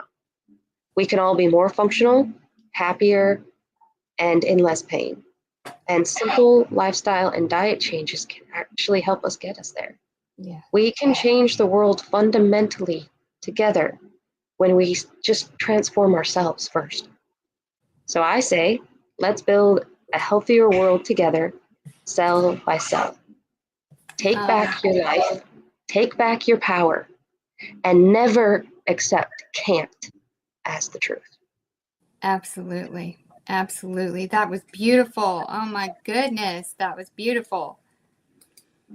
You are just so gifted, and you are so astute in how you articulate this information. This was so beneficial. I learned so much. I was sitting here taking notes. I'm so eager to, let's go over let's go over again the websites that you said. There was one that was more cost effective, which was little more expensive, which was the Mountain Rose. Was that Mountain Rose Herbs or? Yeah, I can check the website right now. It's Mountain Rose Herbs. Let me see if I can pull up the website. Yeah, it's just mountainroseherbs.com. They're generally a little bit cheaper. But they take longer to deliver. Yeah, so there's a little bit of the delay sometimes in shipping. And then Star West Botanicals is the other one. And that one is www.starwest-botanicals.com. And they tend to have a little bit faster shipping. So if I need something quickly, I'll jump on there and order a pound of it. And they usually have good deals. If you do orders over $75, they have good deals. So a lot of times over the month, I'll keep a checklist of, okay, I need a refill on my yerba mate. I need a refill on my ashwagandha. I need a refill. Like, I'll keep a checklist, and then it's like once a month or once every 2 months, I'll just place an order, and then that way I'll get free shipping, and save a little bit of money without overwhelming myself. So if there was if someone's on an extreme budget and they could only afford to get one thing or two at the most, what would you recommend as that go-to powerhouse? Across the board for any condition? Yeah, the universal, the most universal of checking the boxes of things that you need to help health-wise. Would it be the nettle? Would it be the? I mean, I guess it really depends on what you're going through, but yeah, see, it does kind of depend. I'll default to what the expert says and say, if you're going to just pick one, try the nettle. I'll default to that. But I will say it does kind of depend on what you're going through. Like for me, if I'm struggling really hard with depression, I'll prioritize my St. John's wort, and maybe those other herbs will slip for a month. mm-hmm. If you're struggling with circulation issues, maybe just add some rosemary that month. Yeah, I think that your approach to the herbs, because you're seeping them, you're drinking them, you have to think too, and I learned this in my own journey, knowing what I was going through, because I have cellular dysfunction, mitochondrial dysfunction, oxidative stressor high, of course, being under attack for 13 years. So that led into the nutrient deficiency, because when your cell membrane gets hard and it hardens, the nutrients, the hormones, and the things that your body is naturally producing can't get inside that cell. And the adverse of that is the toxins can't leave it either.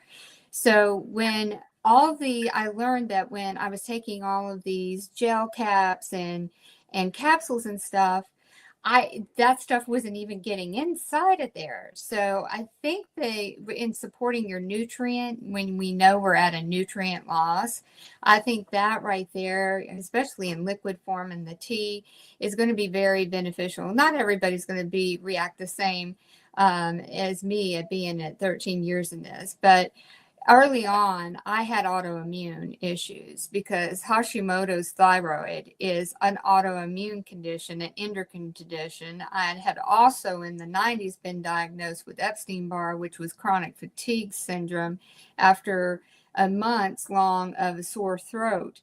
So this is all autoimmune related. So this is well before that I know that I was even being attacked. So that I don't want everyone to think that just because you're being targeted that you're just going to have this cellular dysfunction like I do. But what we know as a TI is that we're going to be nutrient depleted because of the radiation and the attacks that we're having. So anything that we can do to raise the bar are in nutrients and nutrition is going to be working for us. And sure. my own personal journey in changing the way that I eat and being very cautious about what I ingest is I can tell you that my symptoms that I was experiencing changed very drastically. So there is proven science, and even just making those modifications to diet and your nutrients, it makes the world a difference, along with the self-healing and reclaiming your own power and such. That's a dangerous combination when it comes to this technology being used against us, to try to destroy and defeat us. So if we can easily take our power back by simply choosing to make better, healthier choices of what we put in our mouth and the nutrients that we supply to replenish our body for what's being depleted. It all adds up. I mean, last season, my first year as a TI, I was off the bandwagon. I got sick, just like every other year before. I was too tired to make it through the end of my shifts at the work week, you know what I mean?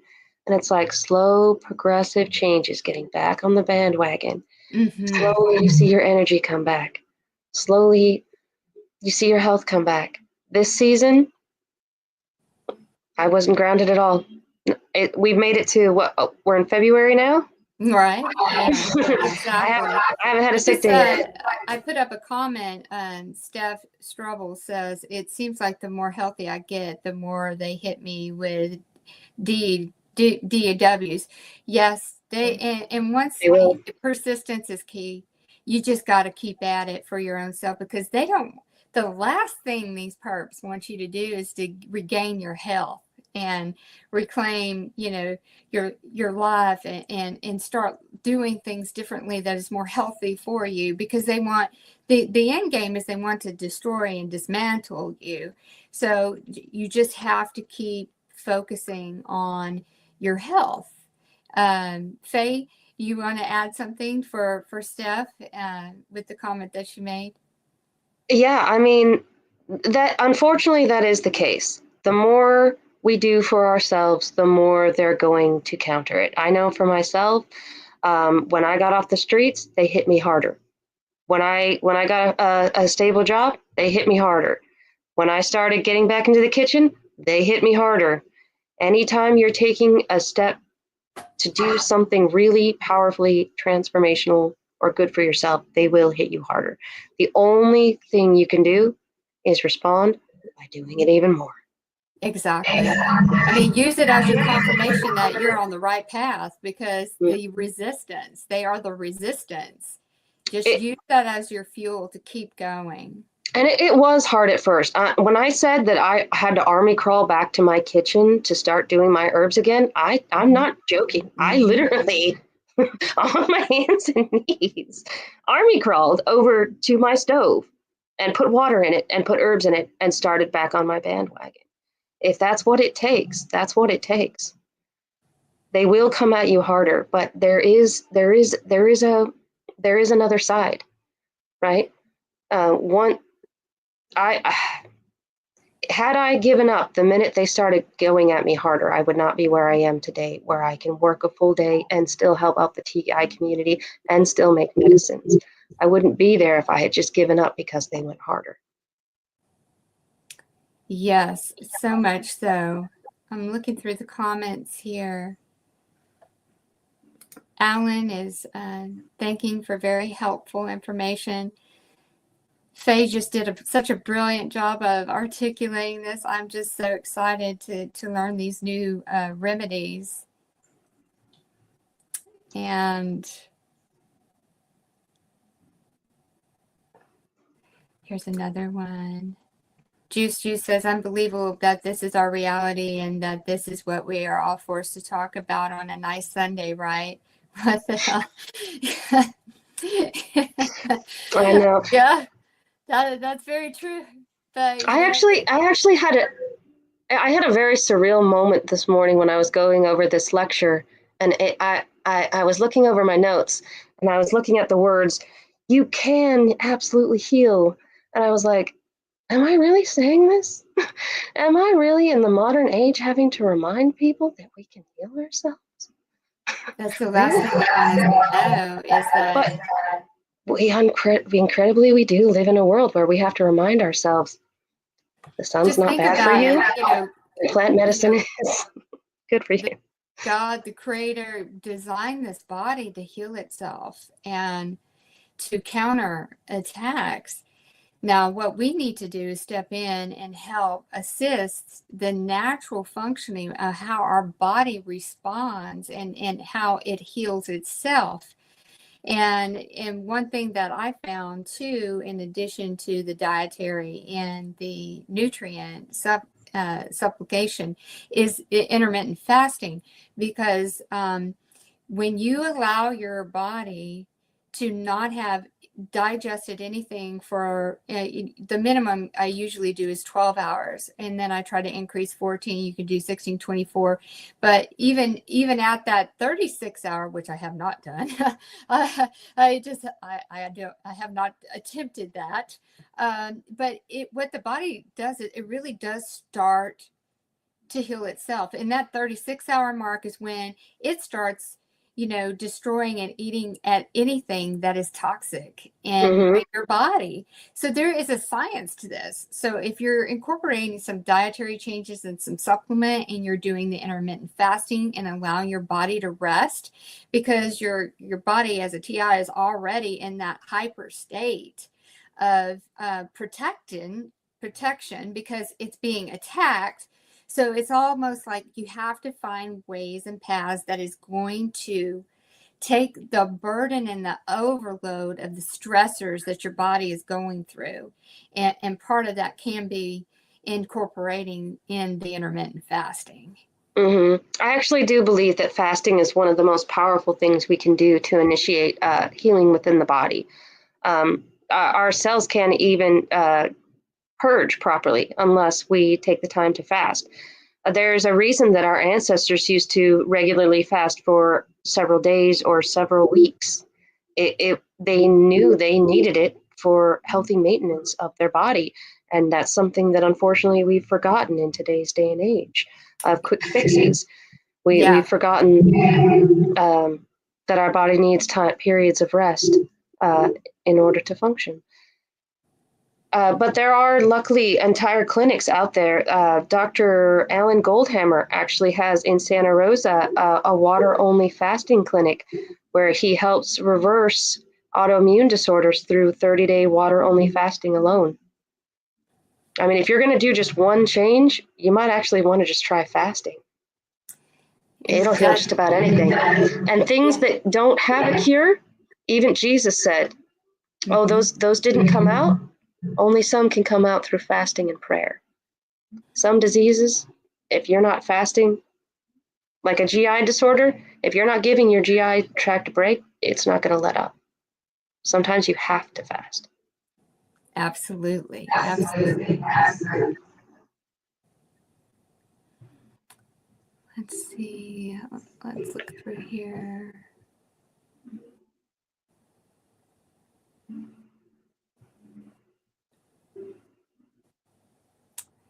See, Brian made a comment that said food and water supply are completely overwhelmed with the nanoparticulates such as graphene, barium, etc.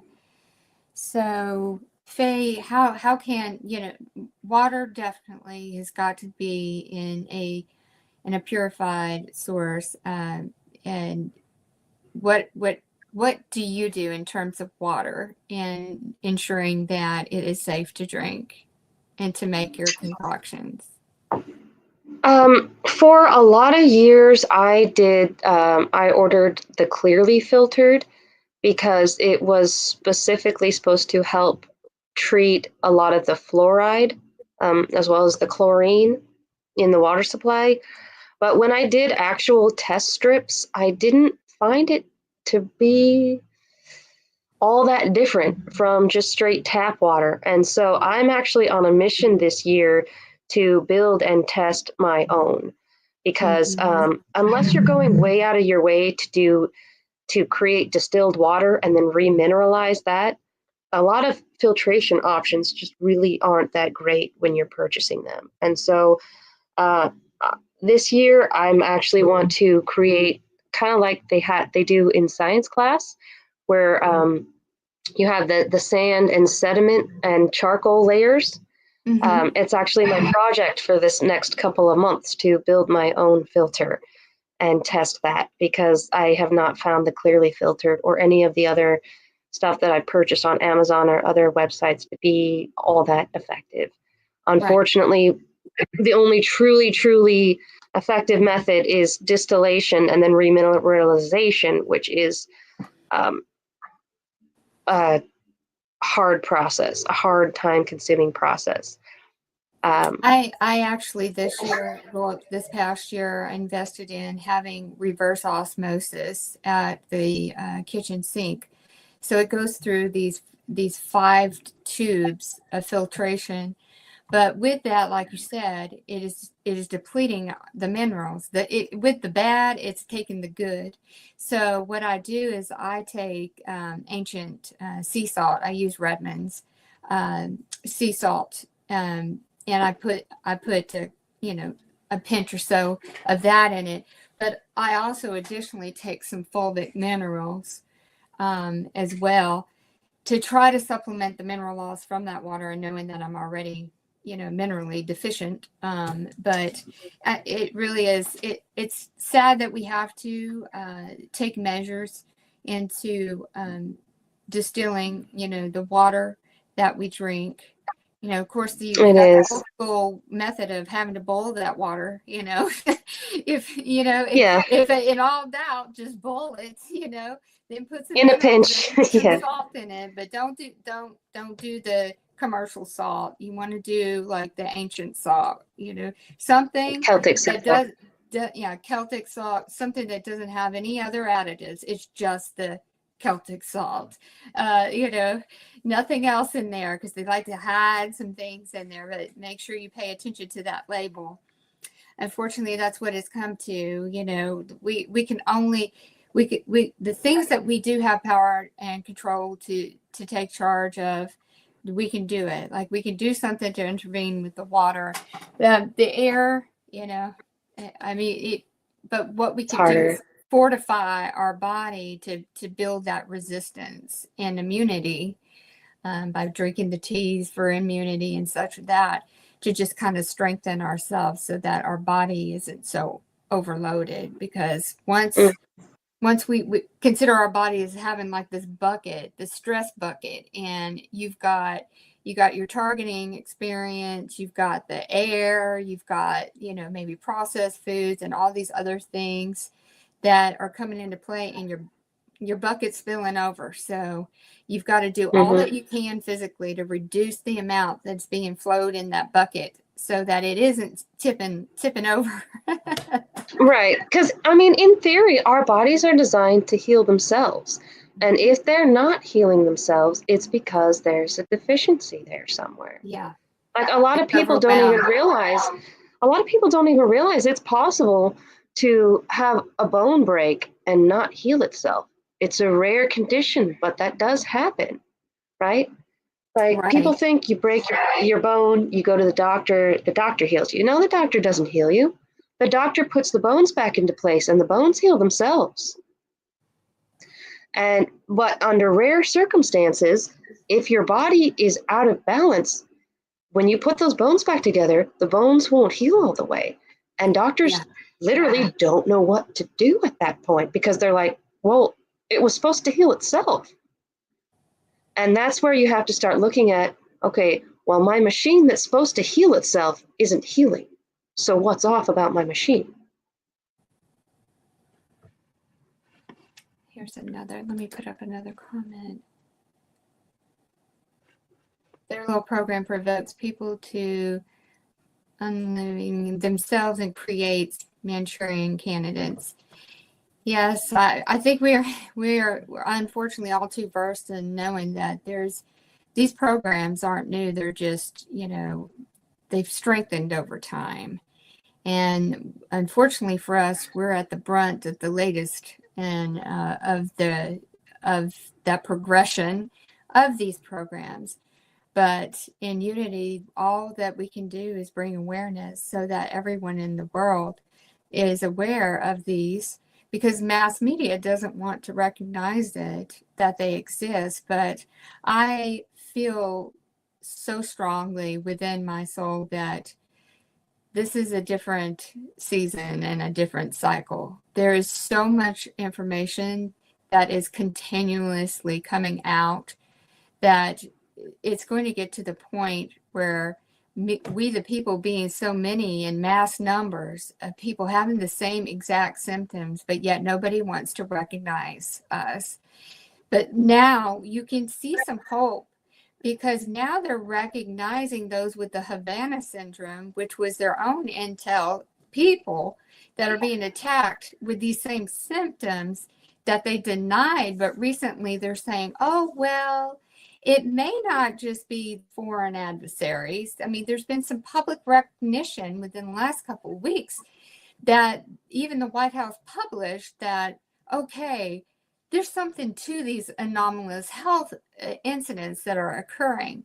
But you have to know that if they're denying the own people that worked for them, and now they're finally recognizing that there's something to what they're saying and this, what they're gone through, and recognizing it, that's the first step, because they're not going to recognize us first and without them. So just look at it from the perspective of, okay, they're now taking a little bit of transparency and ownership on these group of people who work for the government are now, they have valid symptoms in that are a part of something, you know, the frequencies and radiation and such attacking them, and they're acknowledging it now. So that is a foothold for us now, that this is going to become even more and more. There's just so much to this. There's just, it's just unfathomable about the evilness that is behind this and where we're headed. But I have a strong belief that things are going to get grand exposure. So we just need to, we need to take our power back. We need to, you know, get healthy for ourselves and our you know, our longevity. Do things that we can today and change that. That's what we have power and control over, while we spread the message out there that these things exist, and share our stories and build our community. And most importantly, you know, cast that net out so that we can reel in the new people, because people are coming into this all the time, and they're doing their research and they don't know what's going on with them, and here they are flooded with the information. So just by knowing that you're sharing that information, you're going to help someone else, that they are not going crazy, that this isn't all made up in their head. They've got their whole life disrupted. They're being outcasted and, you know, marked as, you know, unstable. So just think about it. You have the power to make a difference in someone else's life by simply just sharing out that information so that it reaches somebody desperately in need. I know that we've really gone long, but I get so passionate about this because I just love each and every one in this community.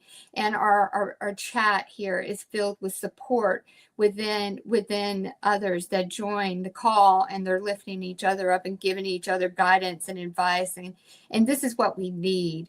We need to be able to have the community, because our community is what supports us and gets us through all of this, along with God. You've got to strengthen your connection, pray, meditate.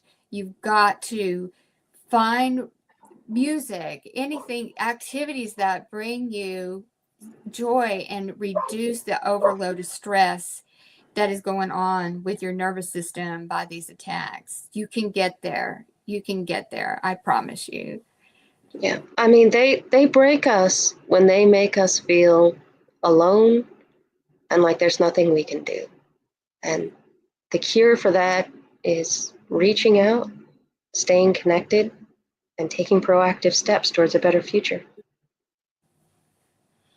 Amen. That was, again, Faye, thank you so much. This was just wonderful. And I'm sure the other TIs that have joined in today and participated in this presentation would agree with me that you've got to come back and share some more of these wonderful remedies and recipes. It's such a blessing for you to share this with the community so that we can, start trying these and seeing what works for us, and knowing that we have options with different herbs that we can play around with, that we can tailor for our own experience and our own symptoms. So this is wonderful information. And I've been scrolling along the bottom of the screen. If you have questions, Faye has graciously said that I could publish her email and you can reach out to her if you have any questions about the remedies discussed today, or maybe get a recommendation on something, some physical symptoms that you're going through, and get her recommendation. Or even if you're just a TI out there alone in this world thinking you can't make it just one more day, I'm an open ear. Oh, that's so beautiful. Thank you. Thank you I've for been there. that. I've Oh been my there. goodness. Again, as always, thank you again so much, Faye. This has just been such a blessing for the community. And, God bless, Godspeed. You keep doing this. I know you're on the right track. You have such a gift and talent for the herbal remedies. And the whole community is supporting you and moving forward with creating your own business, because you definitely this is it's evident that is a passion of yours and you're so good at it. Well, thanks for having me. And I'm excited to see this year us TIs just really turn this around. We're going to I, reign in victory over this. I think we are. I Yes, mean, we are strong. we're starting to see Havana syndrome and directed energy become household buzzwords. You know, um, the TI community is starting to come together like never before. We've That's got right. people like Anne, who's really trying to help the homeless. You got the Cyber Shield community. There's even up and coming groups like with Michael, who's starting to do like manifesting our freedom. Like this is it, guys. Like, and we've even got the CIA director nominee, who is it, John Ratcliffe, who's saying, yeah, we're going to get to the bottom of this. So let's cheer them on, guys. That's right. Let's That's right. and let's cheer on those people in uniform that are willing to fight this fight with us. Let's And have we their and we backs. and we pray for their protection, because it takes courageous effort to come forward, knowing Mm-hmm. that they will be countered, resisted by what for doing so. But it's getting to the point where there's so much coming forward, it really is a safer time for them too, because there's so much coming out at one time. Now is the time when you've got a bunch of people in the medical establishment that got kicked out all at once, fighting to have a place in this world. When you've got every journalist and whistleblower all at once fighting to have a place in this world, it's do or die time for every healer activist in the world right now. It's do or die time. So let's get it done. Exactly. That we have our voice has to be heard. We deserve to be heard. We are not anything less than the perfection of what God created us to be, and we're going to take our power back. And I asked, and I'll close on this, is when you pray, I want you to first, got to center yourself, take some deep breaths so that you can have that greater connection with God and the universe. And I want you, as you're praying the words, to feel it happening. What does it feel like to be free from this? And you think and you proclaim God and the universe from liberating us TIs from this. And you can feel it and you visualize it in your head. What does that freedom look like to you? And when you're saying your prayer, if you want to really put some power of manifestation into those prayers, you visualize and you feel it as it has happened to you. And that is what it amplifies. And every single day I pray, and with manifested intention of all of us never having to suffer this injustice again, that it becomes so, I visualize it coming on the TV. I visualize it coming over the airwaves. And I visualize groups and rallies and victory and celebration of all of us coming across from all over the world, celebrating our freedom from this. And we are blessed and we're whole and we are healed again. This is how we need to pray. We At need, least, yes, we have to do it. I do it every single day. I love every single in each one of you. And God bless you all. And please tune again next week. And again, Faye, thanks so much for your time today. God bless. thank you. Bye.